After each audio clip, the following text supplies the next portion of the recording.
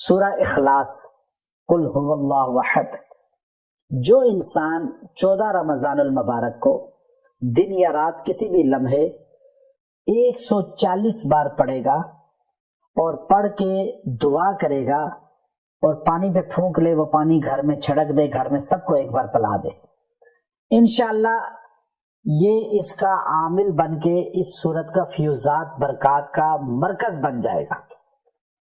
پھر جب بھی آپ کو ضرورت ہو آپ گھر میں اس کو پڑھ سکتے ہیں، جب تنگی ناتفاقی ہو پڑھیں، آپ دعا کریں۔ 140 بار آپ نے پڑھنی ہے 14 رمضان المبارک کو، اور دعا کرنی ہے،